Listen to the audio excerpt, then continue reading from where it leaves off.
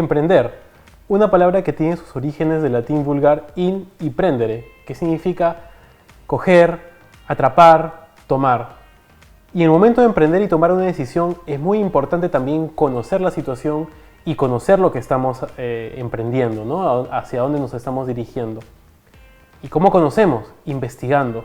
Y para eso hoy un tema muy relevante que es el tema de la investigación. Hemos invitado al doctor Kerwin Chávez, que es docente investigador RENACYT de nuestra carrera de Administración y Emprendimiento, para compartirnos un poco de su experiencia y cómo el poder investigar les va a ayudar bastante en el camino del emprendimiento. ¿Qué tal, doctor Chávez? ¿Cómo le va? Hola, Diego. Gracias por la invitación a este programa. Realmente con ganas de compartir algunas experiencias y conocimientos con la audiencia de esta plataforma.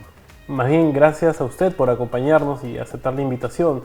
Yo quisiera tocar lo principal, ir directo al grano a ¿por qué investigar? ¿Por qué tener un perfil o por qué desarrollar un perfil investigador? La investigación se ha convertido en uno de los aspectos más importantes y en una de las competencias que todo profesional en la actualidad debe desarrollar. Sin duda alguna, la pandemia nos cambió el escenario y nos cambió la perspectiva de cómo ver las cosas. Las organizaciones, cuando comenzamos a experimentar los cambios por la COVID, no sabían cómo abordar la situación y tuvieron que regresar a la investigación. Es decir, ¿qué hago ahora? Y es solo a través de un proceso científico que puedo establecer cuáles son las acciones a seguir. Y entendimos entonces nuevamente la relevancia que tiene preparar profesionales que tengan esas competencias y esas habilidades para la investigación. Entonces, investigar es importante porque realmente nos da esas competencias y habilidades para predecir un poco cuál va a ser nuestro accionar frente a unas situaciones que quizás ni siquiera podemos imaginar, pero que en algún momento se pueden presentar. Entonces, cuando investigamos, tenemos unas herramientas adicionales que nos permiten efectivamente ser mejores profesionales. ¿Qué tips o consejos podríamos, digamos, yo quiero recién empezar, me lanzo al camino de investigación, ¿por dónde empezar? Bien, lo primero es buscar a alguien que tenga mayor experiencia y pueda orientarte y guiarte. Y en ese particular, la Universidad San Ignacio de Loyola y la Facultad de Ciencias Empresariales pone a disposición de cada uno de los estudiantes de nuestra universidad un conjunto de personas que tienen alguna experiencia en investigación y que pueden dirigirte en ese camino que a veces sentimos como cierto temor y pensamos que es complicado y que no vamos a poder, pero realmente una vez que nos sumergimos en el mundo de la investigación vemos lo sencillo que puede ser, lo interesante y despierta cierta pasión en nosotros. Una vez que inicias un proceso de investigación no puedes detenerte. Pero investigar también implica leer y estar actualizado. Y en este camino ya no voy a hablar de la información, voy a hablar de la desinformación.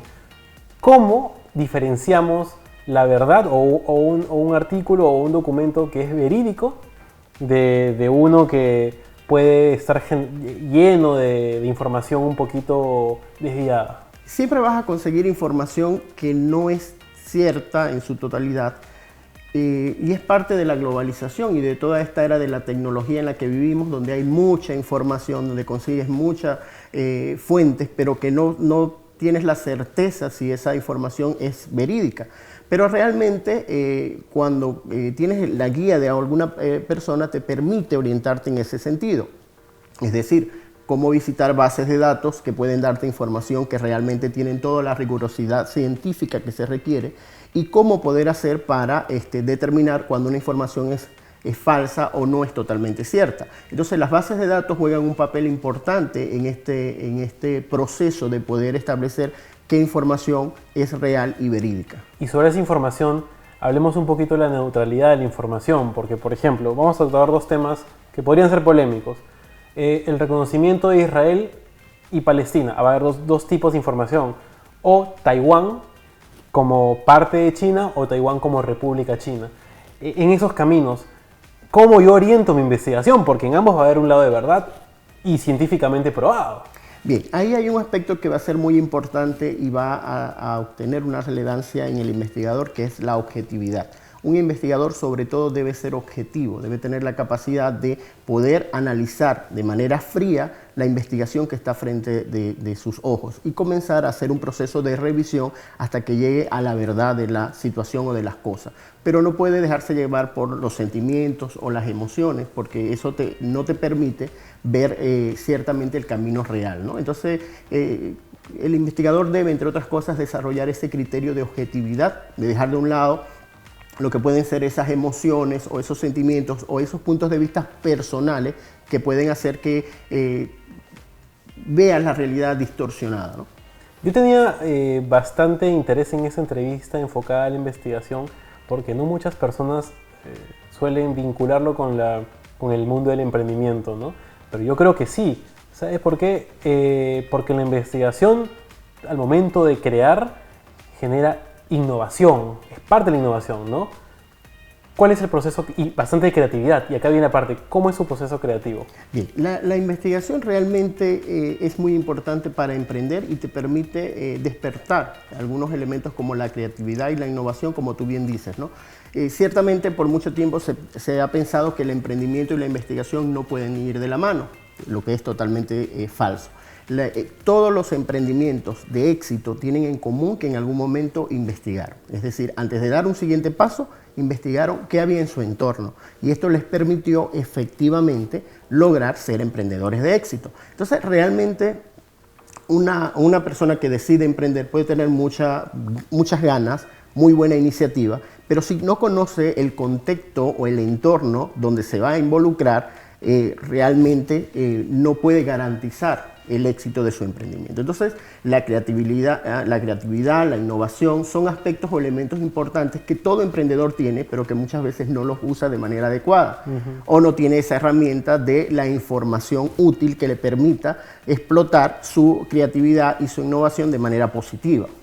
De la mano con esto, yo soy uno de los fieles creyentes que lo más bonito de aprender es cuando podemos compartir lo aprendido. Y creo que a eso va la investigación, y sobre todo orientándolo al curso que está dictando y el camino, el faro que está teniendo la facultad como una facultad que quiere ser pionera en investigación y publicaciones. Entonces, quisiera conocer un poquito de los planes de estas nuevas modalidades, por ejemplo, más allá de la tesis, sino la publicación de un artículo científico. Bien, acabas de decir algo cierto y que yo siempre comparto con mis estudiantes. El conocimiento es el único activo que tiene el ser humano y que en la medida que lo divides o lo compartes, aumenta. Es decir, en lugar de lo que pasa con otros activos, contablemente hablando, el conocimiento sigue creciendo en la medida que tú lo difundes. En este sentido, Diego, y en base a la pregunta que me haces, la Facultad de Ciencias Empresariales está desarrollando grandes esfuerzos para que sus estudiantes participen en el desarrollo de artículos científicos, incluso en una modalidad para presentarlo como tesis, porque realmente hemos entendido que cuando un estudiante tiene una publicación en una revista indexada, tiene mayor visibilidad, es lo que debemos siempre apuntar. El estudiante se hace más visible a una comunidad donde luego él se va a ir a desarrollar. Sobre todo porque cuando uno puede publicar su tesis, pero una tesis no puede ser usada como una fuente bibliográfica de autor validado, mientras que un artículo científico sí. Las tesis pierden mucha vigencia. Una tesis, anteriormente, si lo vemos en las bibliotecas físicas, iban a unos estantes a recolectar polvo, ¿no? Pero en la actualidad quedan en los repositorios, salvo que alguien quiera por curiosidad verificar una tesis. Pero los estudiantes en la actualidad van más a revisar artículos científicos. Entonces, obviamente, porque la información de un artículo es más vigente, es más reciente, es más actualizada y puede despertar mayor interés que el que revisa el que encontramos en una tesis. No es que las tesis hayan dejado de ser importantes, sino que realmente la vigencia de su información o la actualidad que puede tener no es tanta como la que puede tener un artículo científico. Muy bien, y ahora como docente, y en este mundo académico en el que estamos luchando bastante contra el plagio, etcétera. ¿Cómo lucha contra esa nueva tendencia de los chatbots? Porque ya sé que sabía que iba a hacer esa pregunta sobre las inteligencias artificiales, sobre ChatGPT. ¿Cómo lucha contra eso? Bien, Desde mi perspectiva, la inteligencia artificial llegó para quedarse. No va a haber forma de que la saquemos de nuestra vida y mucho menos de la vida académica. Yo creo que lo ideal es que nosotros los profesores orientemos a nuestros chicos al uso de esa inteligencia de la mejor forma posible. Es decir, como realmente se ha originado, como un asistente, como una ayuda, como un soporte, y no como quien, exactamente, y no como quien va a hacer la actividad o la tarea. Porque no tenemos que volvernos zombies o esclavos de ella. Exactamente, es muy fácil solicitarle a un chat que te responda algo, pero también tenemos que ver cuáles son las limitaciones. Yo converso con mis estudiantes y le presenté a muchas de mis secciones el chat para que lo pudiesen, creo que en la medida que los docentes sean los que orienten el uso de estas nuevas herramientas, van a ser mejor utilizadas, ¿no? Entonces, cuando se los presenté, le dije, bueno, vamos a preguntarle al chat qué es. Le preguntamos qué era y él nos respondió qué era. Y luego le preguntamos cuáles eran sus ventajas, pero también les preguntamos cuáles eran sus desventajas. Entonces, por ejemplo, no toda su información es actualizada, no tiene acceso a bases de datos. Entonces, allí sabemos que tiene algunas limitaciones que le permiten al estudiante entender que no toda la información que te dé es cierta, que tienes que verificarla y comprobarla. Entonces no lo puedes usar al 100%. Entonces empleemos lo que realmente tiene como beneficioso para el proceso educativo y dejemos afuera lo que realmente nos sirve. Quizás podría ser una herramienta para crear una primera pauta, pero sobre eso nosotros moldear el conocimiento y el método científico, ¿no? Yo debo aceptar que hace poco yo probé a hacer una pauta del programa. Me dijo una pauta súper breve, pero sobre eso yo le apliqué, le agregué conocimiento.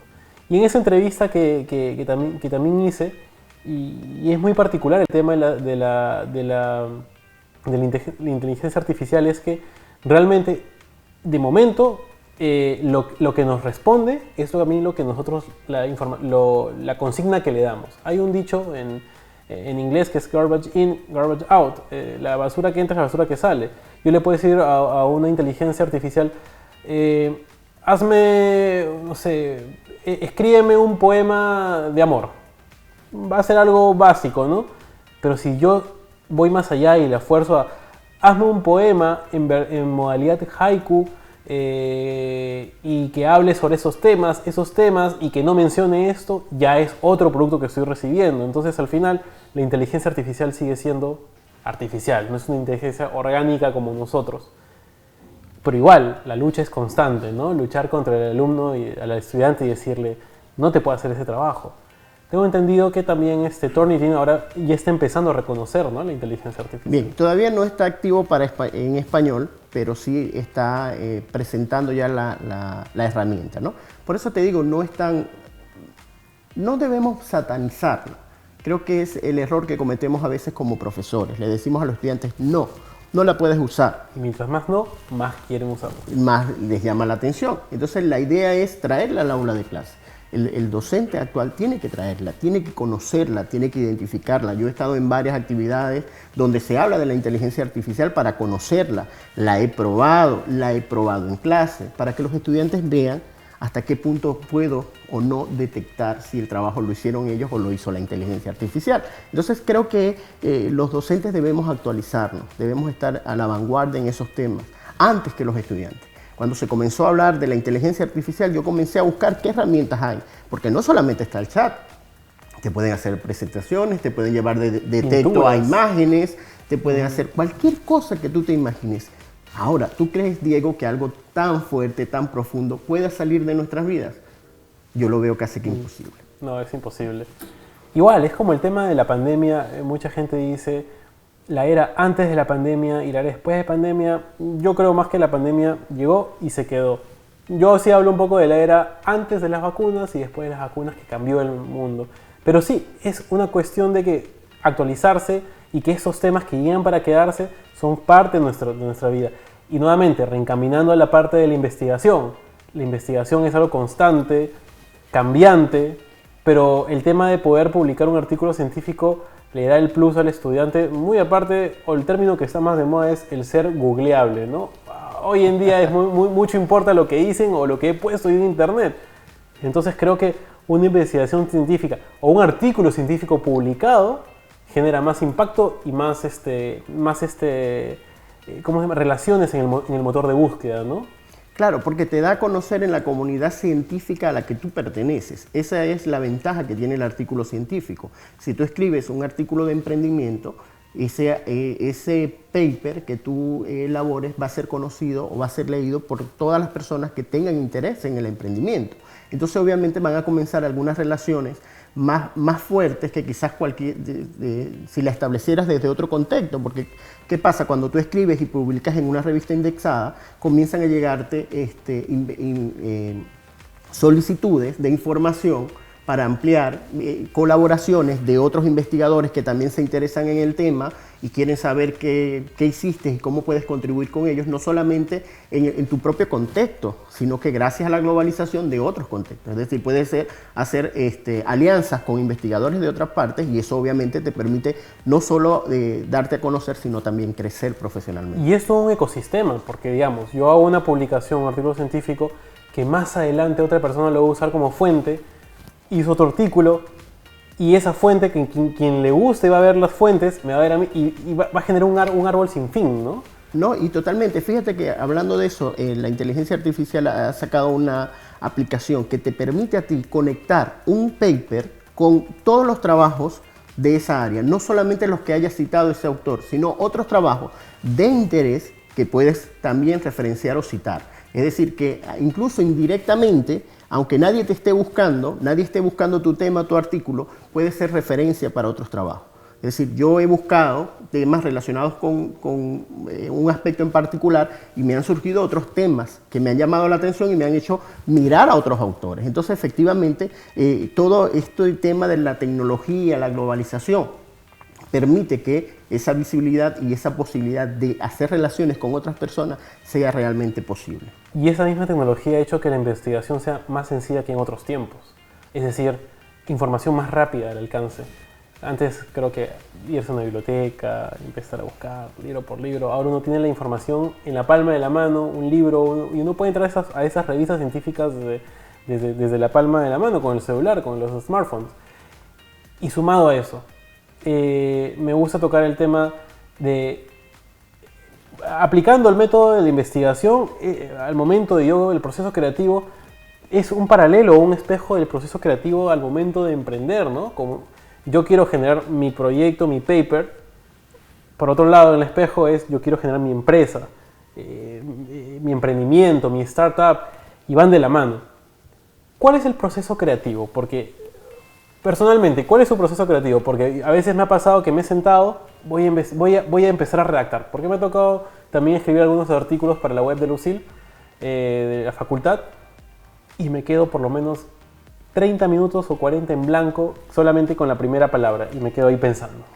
Eso nos pasa a todos, también le pasa a los investigadores. Llega un momento en que te quedas en blanco, estás sentado frente a tu ordenador y no escribes absolutamente nada.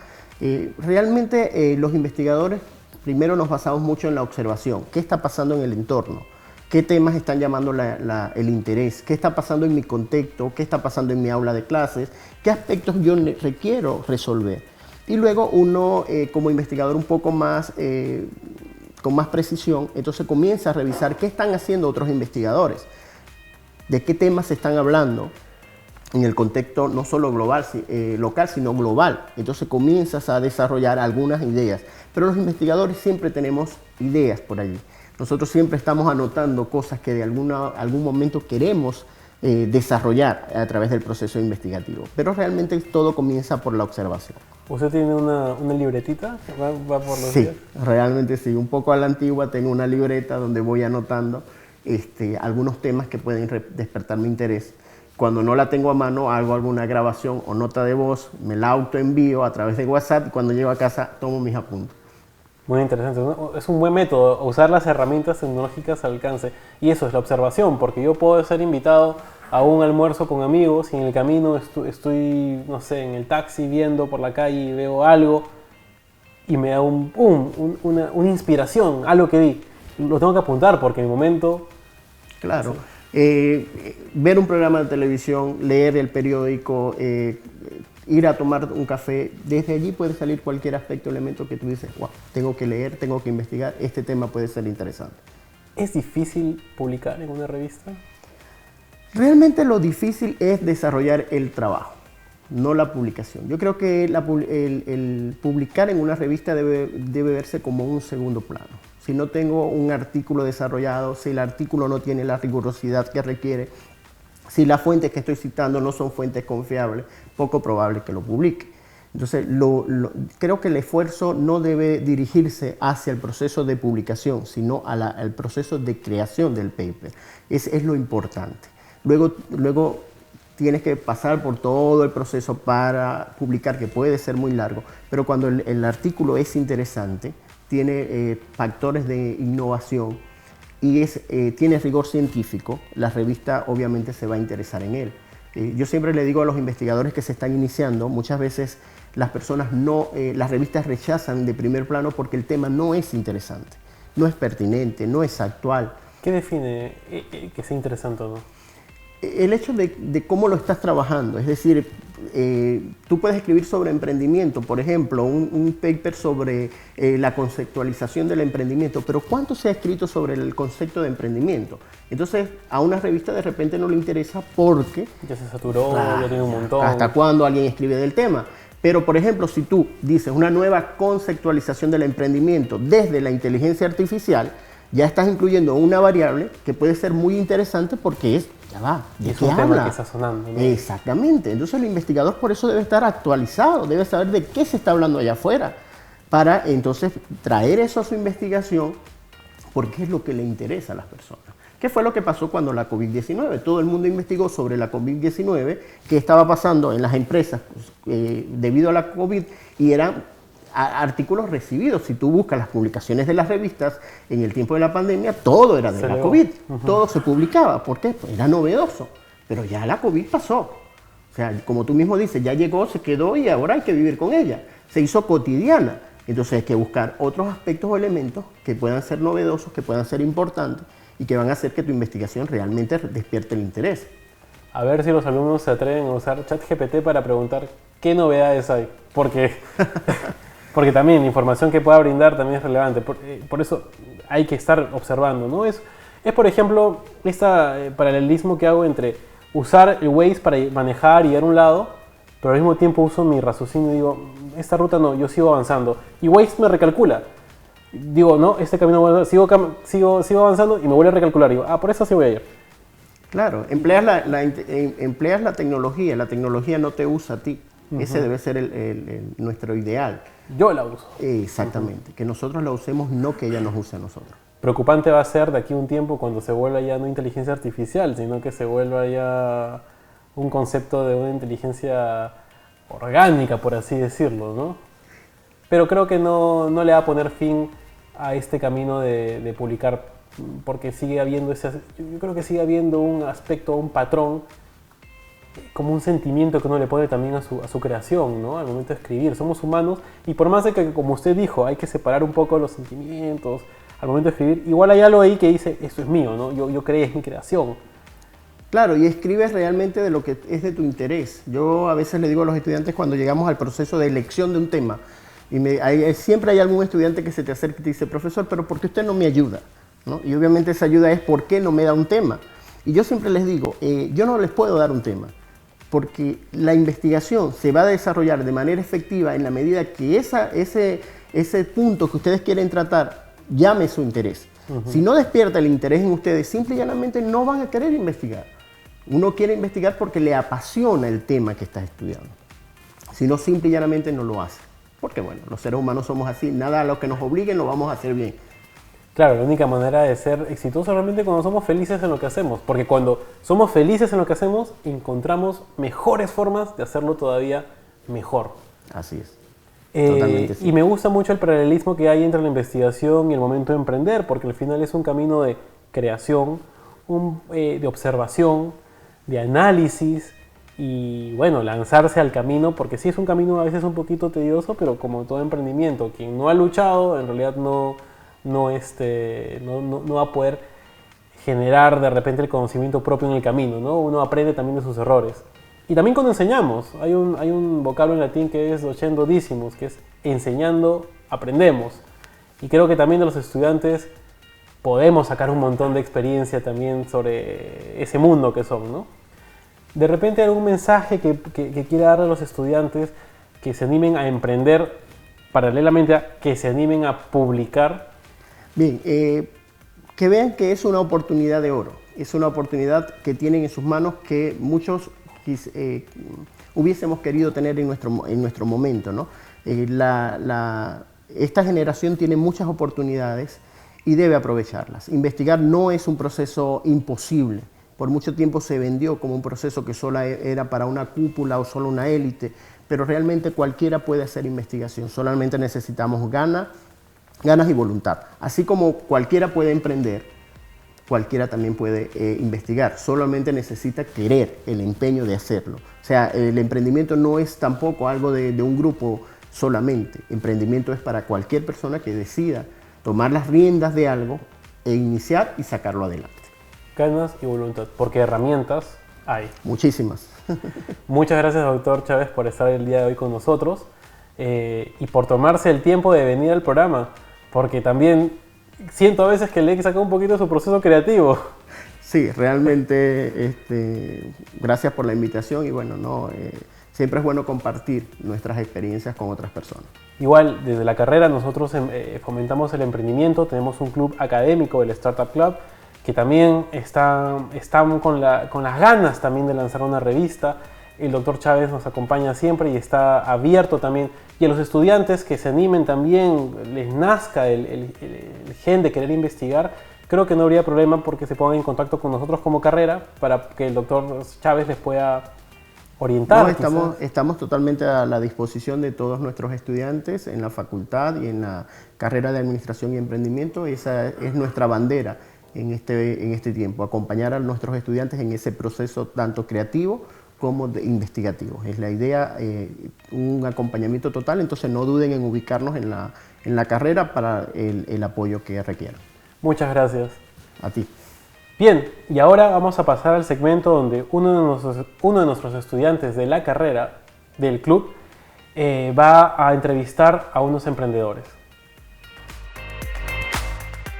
¿Sabías que el cofundador de Apple, Steve Jobs, vendió su automóvil Volkswagen por $1.500 para financiar los primeros prototipos de Apple? Soy Valerie Lozada, vicedirectora del Startup Club.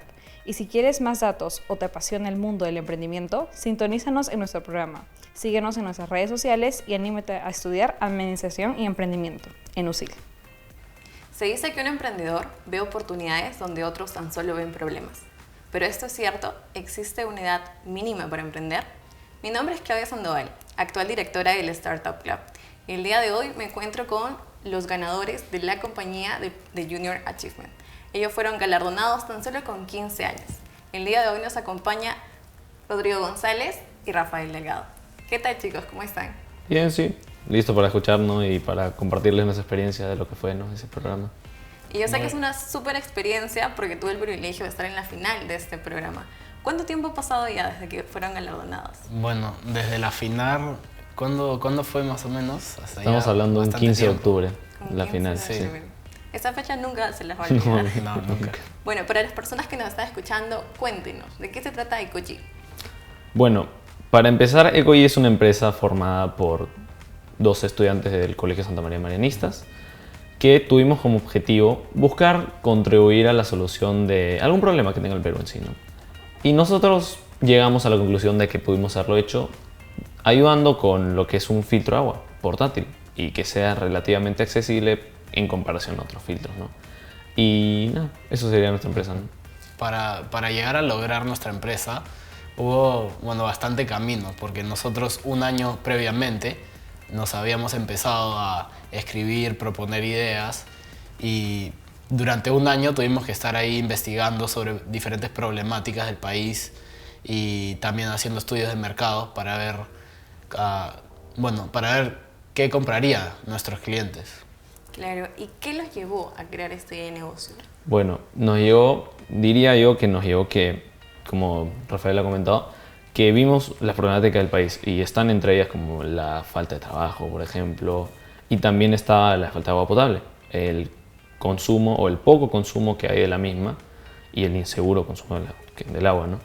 Y quisimos dar un poquito la ayuda con estos filtros portátiles que tenemos para poder así aportar de alguna manera al saneamiento del agua, que es uno de los objetivos de la ODS y debería ser también del Perú.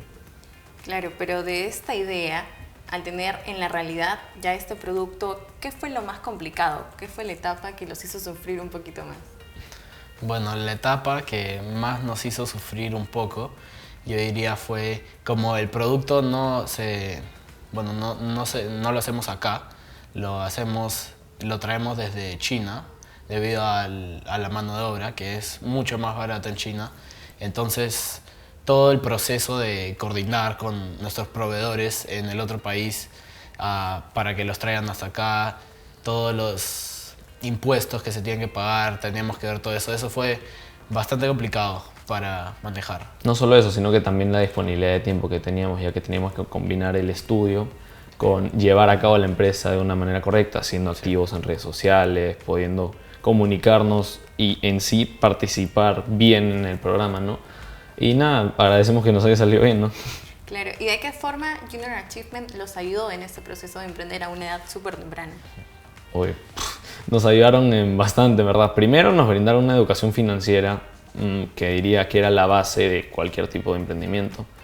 Nos ayudaron a diseñar el logo, a todo eso, lo que conlleva la empresa en sí, ¿no? Sí. Bueno, además también el trabajo en equipo. El trabajo en equipo, una parte esencial de todo tipo de emprendimiento. O sea, lograr entender a tus compañeros, involucrarlos, también ver sus capacidades y sus debilidades para poder llegar a un resultado como el nuestro. Claro, ¿y qué tal el resultado? Sí. ¿Cómo describirían la experiencia de participar en un programa de Junior Achievement? Uy, fue increíble, fue increíble. Habían momentos estresantes y momentos tediosos, pero al final del día todo valió la pena. Sí, claro, porque como Rafael comenta, fueron, que estamos hablando de casi un año, casi 12 meses de trabajo arduo, ¿no? Que realmente se vio recompensado, ¿no? Y algunos, bueno, solo yo no pudimos contener la emoción al ganar, ¿no? Justo esta es mi pregunta. ¿Cómo reaccionaron? Y yo lo vi en vivo y en directo, pero ahora en sus propias palabras, ¿cómo reaccionaron cuando dijeron Ecogy ganadores de la compañía? Uy, yo estaba nervioso, estaba bien nervioso, estaba temblando. Me puse a mirar el piso, rezando, cruzando los dedos, esperando al resultado final. Y cuando dijeron Ecogy, yo salté de la emoción. Bueno, lo mío fue al revés. Yo no salté, me fui para el suelo de la emoción porque realmente había sido el primer triunfo significativo de mi vida, ¿no? Y que saber en el momento en el que salimos ganadores me entró un alivio, una emoción de que al fin y al cabo mi trabajo había valido la pena, ¿no? Y que de qué mejor manera que rodeado de mis compañeros, de mi mejor amigo, que es Rafael, y de mi familia que me estaban viendo en directo o ahí con mis papás. Claro, después de 12 meses de arduos Sí. trabajos, fue bastante satisfactorio, me imagino, la experiencia, ¿no? Sí. ¿Y cuál es el siguiente paso? ¿Cuál es el siguiente paso de Ecogy? Bueno, el siguiente paso, nosotros ahí estamos coordinando con otros miembros de la empresa y de por sí para ver cómo podemos seguir la empresa y bueno, eso sí. Bueno, y también, dado que la mayoría ahora ya conoce una mejor manera lo que es el ámbito de emprender, la venta, la compra, hemos decidido que vamos a tomar la decisión de quiénes se quieren quedar, quiénes van a querer, o simplemente ya continuarlo con todos y nada, recién vamos a poder ver esto porque estamos un poquito en un descanso de los 2 meses de enero y febrero, pero ya que volvemos a clase ya estamos como para volver con toda la fuerza que teníamos en el proyecto desde el comienzo.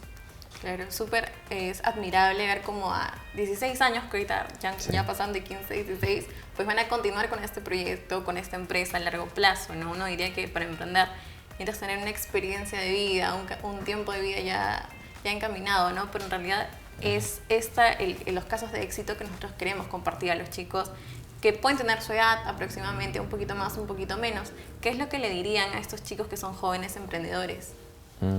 Bueno, yo empezaría diciendo que de todo se aprende.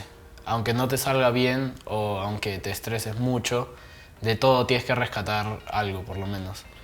Yo creo que algo que a mí me ha servido es que, bueno, existe un poco este proverbio chino que siempre me repite mi mamá, que es que para bien o para mal, eso todavía no lo vas a saber, ¿no? Así que al fin y al cabo, así tú puedas considerar algo una pérdida o una victoria, tú no sabes qué te va a deparar en el futuro. Pero realmente lo único que puedes cambiar es tu actitud, ¿no? Seguir adelante y confiar en que lo que tú estás haciendo está bien. Y que confiar en tus capacidades, confiar en ti mismo, que es lo más importante, no solo en este ámbito, sino que en la vida en sí. Que creo que eso sería lo más importante de ser un emprendedor joven. Así es, chicos. Sí que tenemos a Koji, tenemos Vitae para rato, los vamos a ver en los grandes noticieros, como ya han estado apareciendo, ¿no?